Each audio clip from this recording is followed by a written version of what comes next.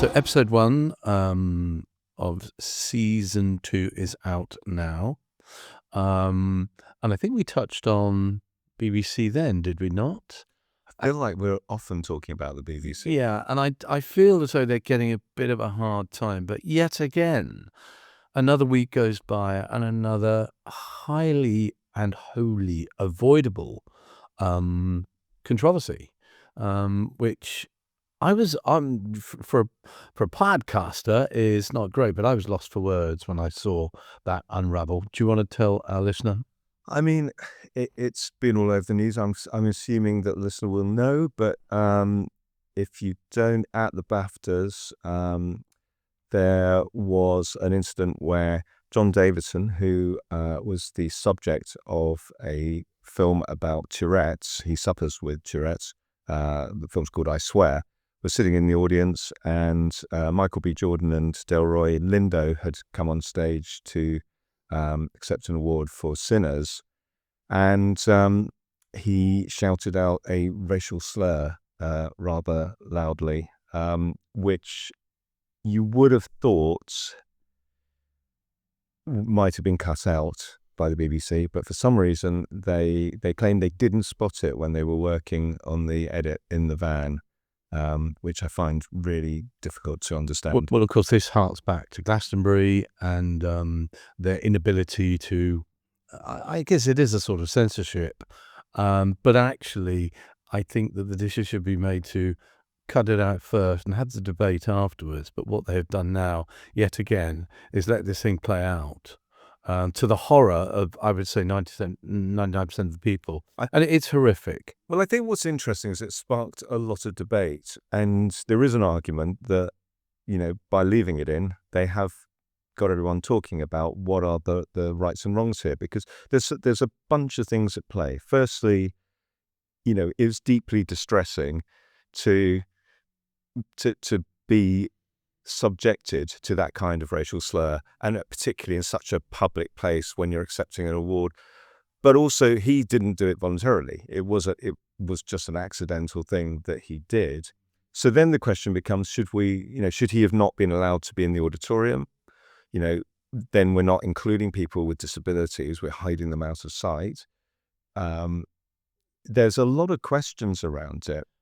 The biggest thing, so I've been watching a lot of TikToks this week about this, because that's where I get all my news, as we have already established. As you should, as a man. But what I like about TikTok is kind of like Twitter, but with video. So it's like where people just get their first thoughts out, and you get to see, it's like box pops. You get to see what people think. And I've specifically sought out the views of people with Tourette's and people of color, because I kind of want to, because I'm neither. I'm not a person of color, nor do I have Tourette's. So I don't necessarily understand the issues. I can imagine, but I can't actually. That's such an important point. We are both not suffering from any condition related to Tourette's, and certainly wouldn't understand what that feels like. Yeah. But the questions that will be raised, no doubt. I was horrified, I must admit. I was even further horrified. And again, that the BBC have got it wrong. I'm sorry. I just think the issue should have been at least lessened, controlled, by not putting it out and leaving it on iPlayer for some time. I think that's just a terrible, terrible decision or oversight. But Jeepers creepers, man, it's the BBC. Yeah, so the TikToks I'm watching, I'm seeking out the ones that I feel are going to have the most weight to their argument. And, obviously they're just ordinary people, so it's just their opinions. What's really interesting is that there's an awful lot of sympathy for John Davidson. No one really is blaming him. they're just, and actually there's an awful lot of sympathy also for Michael B. Jordan and Linda. Yeah, I should hope so too. For what they, for having to deal with that in such a public way. I mean, they had to, obviously they did very well. They're professionals. They thought on their feet, and they. One thinks, what about the people who are sitting directly next? I've been to BAFTAs, and you know what it's like. You've been to several. I believe received the odd BAFTA. Anyway, we'll move on. But seriously, there were people sitting next to this guy. Yeah. I mean, I don't know what now. And I have a question. What if this had happened at a game at the Premiership at the Emirates Stadium or the Etihad or Old Trafford? What if someone had stood up and done that? What would have happened to that individual? I think you get slung out and charged with a hate crime. I mean, inciting racist. Yeah, and I mean, again, this comes back to the, should we be having this debate? Because, clearly it wasn't a hate crime. It was someone with a disability, and an involuntary tic. The question is who is to blame and what should be done. And I think the thing that I'm coming across in all the comments that I'm hearing and reading is that people are saying that John Davidson hasn't apologized publicly, and that they feel that even though it was involuntary, rather than saying I didn't mean it and I'm mortified, you should actually be saying I'm really sorry. I did not know that, but so that's what people are saying. The BBC have apologized. BAFTA have apologized. So there have been apologies. What's interesting is that I read in Variety that John Davidson has actually reached out to Warner Brothers privately to make private apologies to Michael B. Jordan and Delroy Lindo, and also to Hannah Beachler, who is the production designer, who I think was just walking past him and he made the same slur towards her. And she was very upset about it because I saw an interview. Oh, a separate incident, of the same nature. Yeah, on the same evening. It was just at the same time, but it was, it's. But the point is that he is incredibly upset about it, as you can imagine. I saw something that was posted by someone with Tourettes who said, and I haven't been able to fact check this, but who said that an incredibly large number of people with Tourettes commit suicide because it is so devastating and so upsetting. And you can imagine how awful it must be to think, I can't go out in public. I can't speak to anyone. I can't be seen. It's a very, very difficult subject to try and get one's head around, to be honest. And I go back to my point that leaving aside those terribly sensitive issues and huge controversial issues, the BBC have kind of fucked up. When I look at it, I think you're right. I think who is ultimately culpable here? It's the BBC. They had a 2-hour gap. They had a window where they could take those out. And to say, oh, we didn't hear them because we were working in a truck. I'm sorry. That is absolutely not what we pay our license fee for. Those trucks, I mean, you've been in one of those trucks. I've been in plenty. They're totally soundproofed. They're fantastic state-of-the-art equipment. They almost certainly had headphones on. Really not hear it? Are you sure? I don't know who. I mean, are they telling fibs or are they just being sloppy? Either way, it's unforgivable. As I said, it was the live. It was the actual transmission itself, and the fact that it's stuck hung around on iPlayer. I don't know how long for. Not very long. So it's a fairly horrific set of circumstances, and as we agree, and it's just what really pains me to say that yet again the BBC have got it so wrong. Yeah, and I mean, if they left it in because they believed that it was important to spark a debate in the conversation, I mean, that apparently they bleeped out someone saying piss, so in the speech, so it does suggest that they weren't allowing any profanities in the broadcast anyway. But, even if they left it in because they want to spark a debate, at least say so. I mean, I would also say that BAFTA have come under some fire as well for not having handled it that well in the moment. Apparently, the audience was warned that there might be some outbursts beforehand, but it wasn't handled in the way that people there hoped it might have been. That makes this issue even worse to accept, that if there was an awareness that this thing might happen, surely the sensible decision, and I think personal decision, personal judgment needs to come into play here, that perhaps the fellow shouldn't, have gone to a public, I'm sure that it's very difficult It's really to difficult, prohibit, and but that is taking inclusivity. That's a risk. I mean, that's a risky strategy. yeah, I mean, it is a risk, and it is different to being inclusive by providing ramps for people who are in wheelchairs or, any other disabilities that I can think of. It's the most risky in terms of an event. It's a live event, although it's recorded and played back. It's still a live event. They can't change the event. And whoever's running the BBC, do you know what? I don't know who is running the BBC at the moment. Didn't what's his face? Tim Daly. He went, didn't he? Or he's on his way out? But he's on his way out, yeah. God, I bet he can't. Can you imagine him over the week, Sunday night? Can you imagine his on Sunday night? He's probably going, thank God I'm going. Well, I think he's, oh my goodness. Good. So something I saw this week, which actually is from a couple of weeks ago. It was there was a report done on the number of, and it's a record number of UK taxpayers under 30 and under, who are earning over $1 million. And I was absolutely staggered to learn that it's now 1,000 people earning more than $1 million. And in fact, the average between them is more like 3 million. And I'm sure some of those people are earning, ridiculous millions. It's quite a staggering amount of people. It's actually 3% of the 1 million plus earners in this country, which also is quite a staggering number if you think about how many people are earning more than £1 million. Well, I don't know if the figure could be broken down into the various industries, whether it's elite sport, media. It's both. It's definitely, there's a lot of Premier League footballers in that number, but there aren't 1,000 Premier League footballers. Let's think. How many teams? There might be. No. Well, anyway, I digress. I think every Premiership footballer earns over $1 million. Does that right? I have no idea. Oh, that's a very good question. Yes, my absolute immediate answer is that I would say every. Are these UK citizens, or are they anybody who? These will be UK citizens because they're paying UK tax.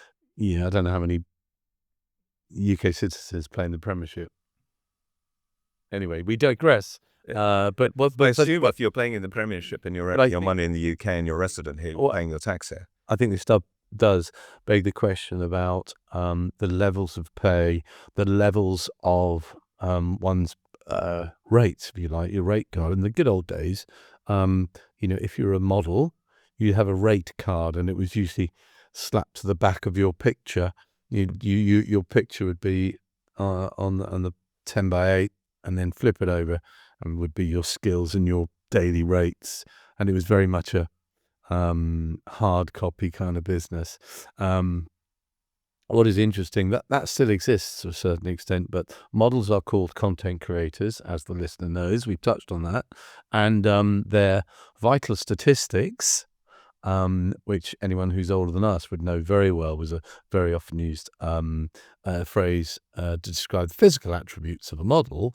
Nowadays, one's data is your fans, your followers, and the analytics and how that breaks down with gender and age and all those. And the data is what is driving every conceivable move that a brand makes. I had a meeting this week about someone was asking me about the difference in terms of talent management now as it was when I started. And as the listener knows, I've been doing this a long time, and there has been a seismic change in the way that we deliver and receive our endorsements, commercials, everything. But the basis hasn't changed, if that makes sense. There are still models, but they are modeling themselves and creating the content themselves.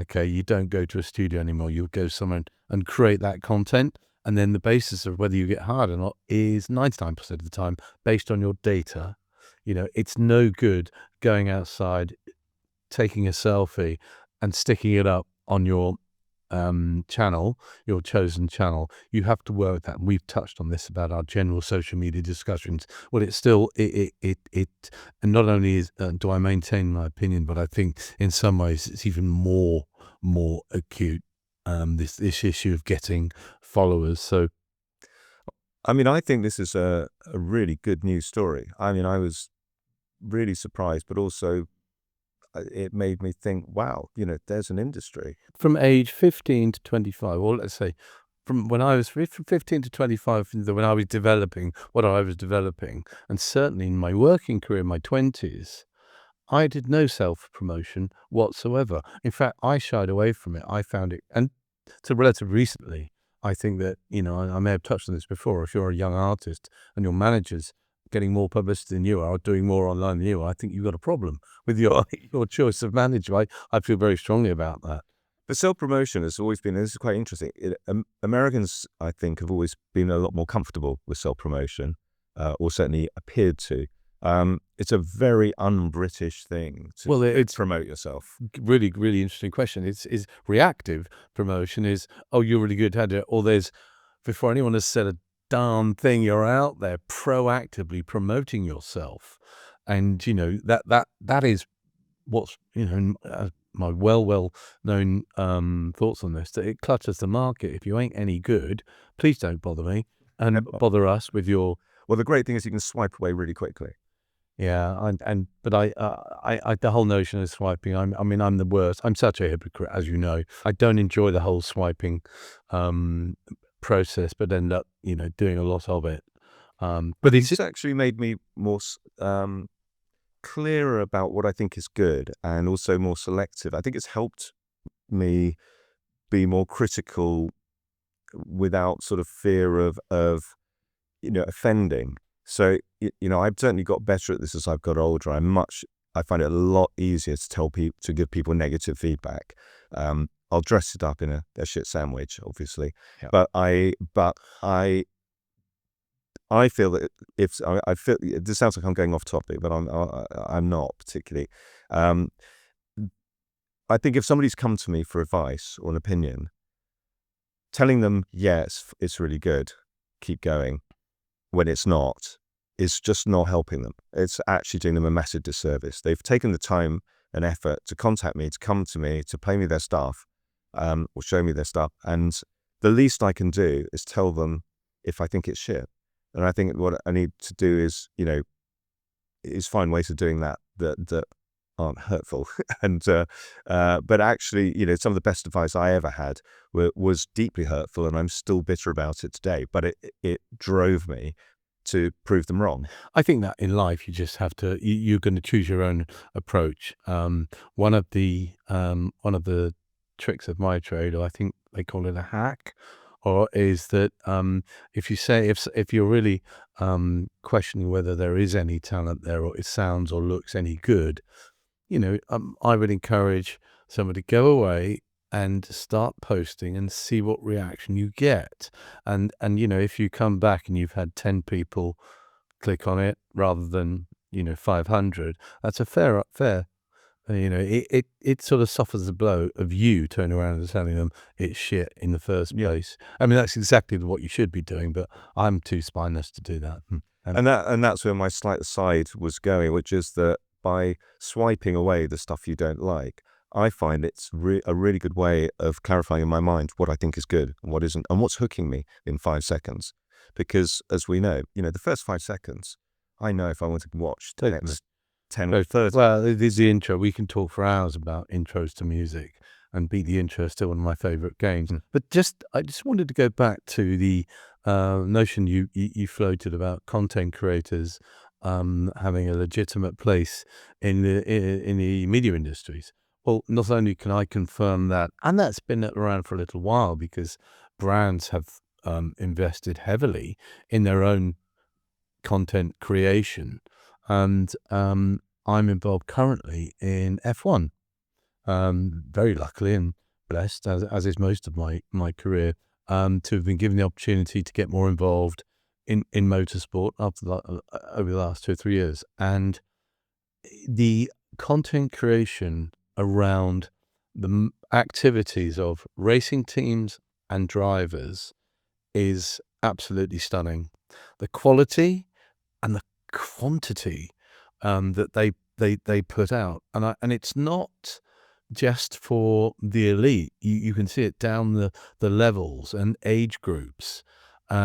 It's really quite frightening, and I can also say that the money that is being invested, and 'twas ever thus, it's a very, you got a few quid to be involved in this, but they're spending a lot of money in little teams, little groups, as I said, looking and commissioning little teams of content creators, and they have a very, very professional way of going about their business. They'll give you a plan, they'll give you a costing, and they'll tell you what it's going to be, and in 3 or 6 months' time you'll know exactly where you are. So there is absolutely a huge legitimate piece of the media industry that is accounted for in terms of those revenues and those incomes by bloody content creators.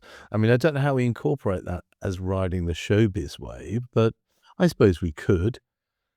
I think it is. I mean, it's, for me, showbiz is anything creative where, you're out there presenting, Well, promoting. F1 has become very showbiz. I'm delighted to say. I love that collision. Pardon I the mean, pun. when Lewis Hamilton is making a TikTok, he's promoting. Is he not That's what he's- walking out with? That's the expression you young people may not be familiar. Is he not walking out with a Kardashian? I have no idea. Yeah, I'm pretty sure I can not. This is certainly not an exclusive.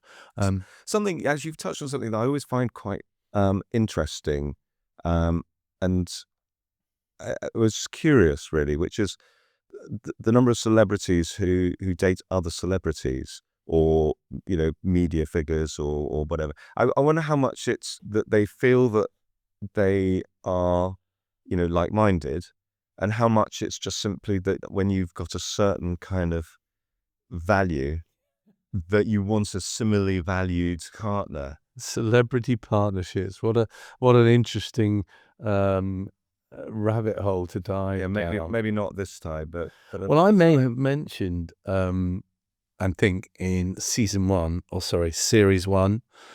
for us old-fashioned Brits, Richard Burton, Elizabeth Taylor. I'm sure we touched on that, and I thought that was just an exquisite meeting of big celebs, and boy oh boy did that go pear-shaped. Well, of course, to be fair, a lot of people meet through the workplace, and if you're working on the call set, Of course. then you're spending 6 months making a movie with someone. It's a perfect opportunity, which is why there are so many film set romances. Well, also that's why this whole working from home thing has had such an impact on relationships, and it's all gone digital. And the workplace romance was a thing of to behold, and especially the illicit workplace relationships, even more fabulous to talk about and gossip about, to know about, and listen to the stationery cupboard and the thumping that's coming from the the box of paper clips on the floor. Have I gone too far? You have, or not? I wanted to circle back and say, but the reason we're discussing this and we moved on to races is content creators. It's a proper business, huge industry, Proper job. and again, talent management. My love and my life of talent management is absolutely collided with this. There's tons of really successful management companies who are content creator managers. So I have a small appendix to add to that, which I don't really have a lot to say about it, but I don't know if you're aware that HMRC are now introducing quarterly reporting for freelancers, which means that instead of doing your tax return once a year, you're going to have to do it digitally via the software, which they make you pay for. Oh, I didn't know that. I don't think they get a cut on it. I think it's not a money-making bench, but although obviously they'll be taxing the companies that are supplying it, but it's so they always get a cut of everything, don't they? HMRC, that's how it works. But it's yeah, you're going to have to, if you're not already, you're going to have to start paying for software to do your accounting. I know that and do quarterly reporting. I know that over a certain level of income, you will be obliged to submit your online banking for your business account. So yeah, I don't, the years of being able to guess, I think will be long gone. And that's, I think, fair enough. I mean, I'm sort of torn. I read this week that a lot of freelancers are thinking of packing it in because it's just too much admin. But, I don't know who was asked. I don't know where that statistic came from. I think that the truth is more likely to be that freelancers love being freelance and they will just suck it up and just do the work. And actually, I do my own VAT quarterly because I like to see what I spent and what I've earned and how those two figures tally, if they do in any way. They very rarely do. Really do. And not in a good way. Not in a good way. But I still do it myself, even though it's utterly onerous, because I want to keep on top of my finances. So I think arguably I'm doing it anyway. So remember, kids, keep an eye on your finances. Keep an eye on your taxes.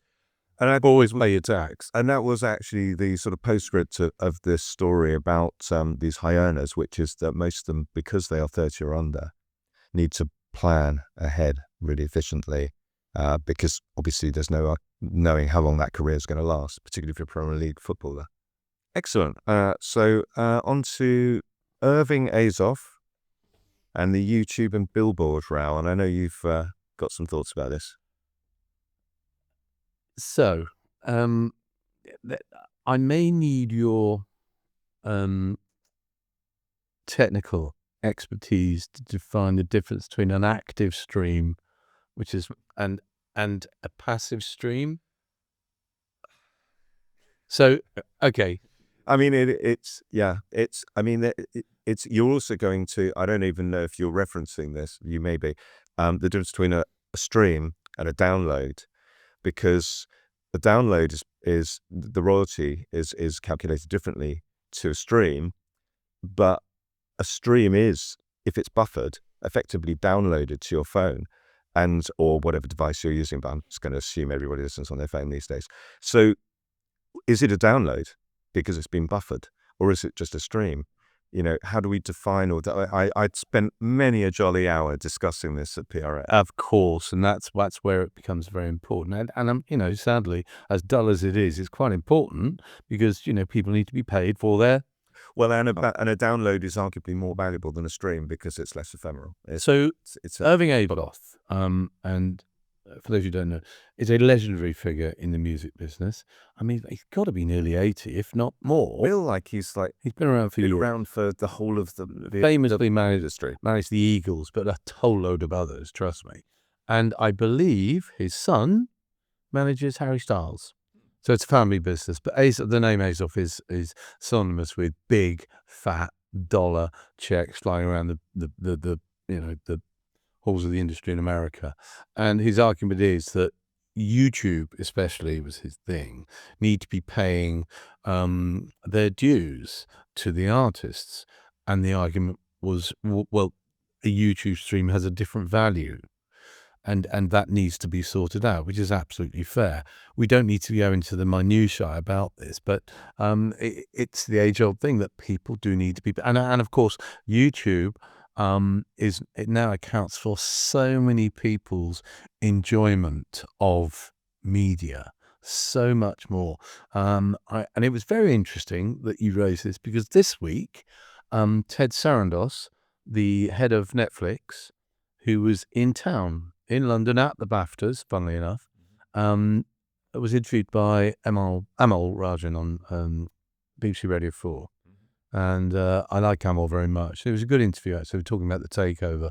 But Sarandos was asked about YouTube, and YouTube, the figure that 58% of YouTube is enjoyed on televisions in the home now. So it's not all on your phone or your computer at work. People go home and will watch YouTube on the big telly, the big flat screen, which I thought was fascinating. Nearly 60% of people are doing that of viewership. Very interesting. And that was Ted Sarandos. But the point was that he was asked the question about, is a Netflix threatened by YouTube? And he didn't agree that it was a threat. They've been known about it. And he said that they've been looking at it for 10 years, YouTube's incremental increase in every area. And I may have touched on this before, female elite sport year on year is up 60-70% YouTube viewing. Right. Incredible And figures. is that the main programming, or is it behind the scenes?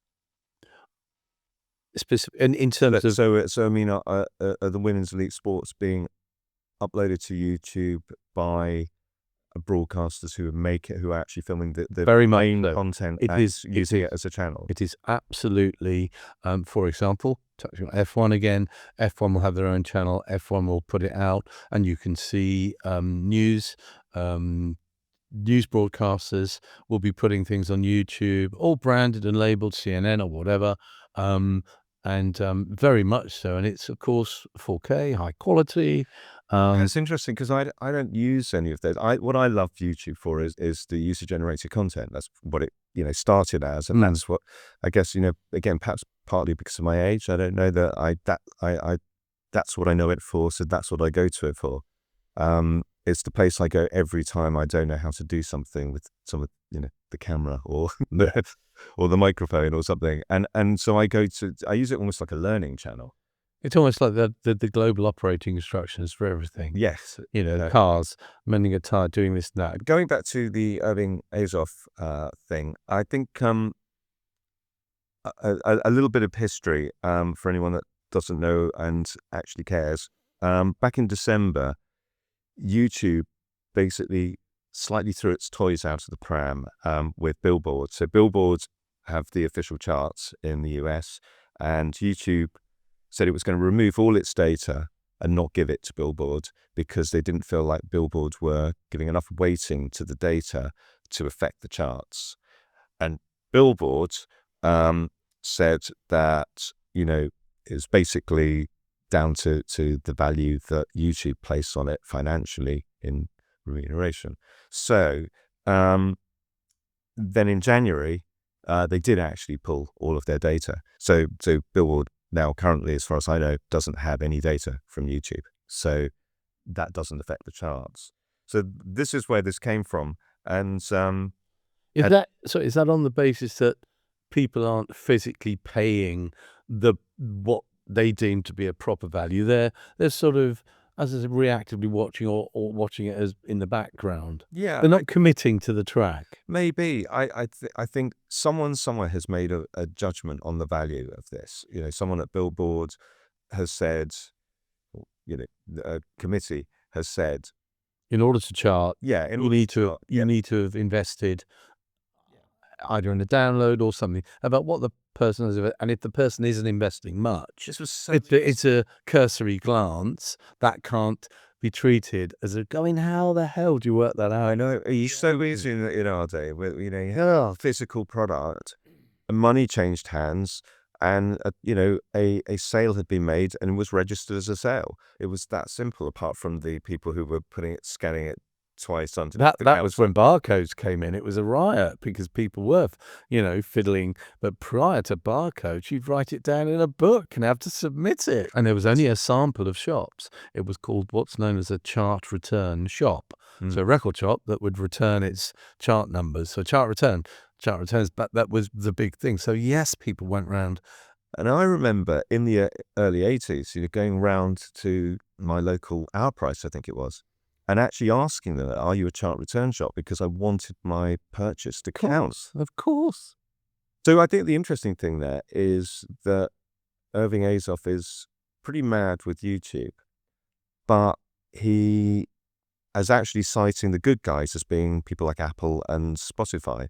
And actually, I'm a big fan of Apple Music, so I would agree with him there. But Spotify, I mean, I wouldn't class them as the good guys, I have to say. And playing YouTube off against Spotify, I mean, we're talking about,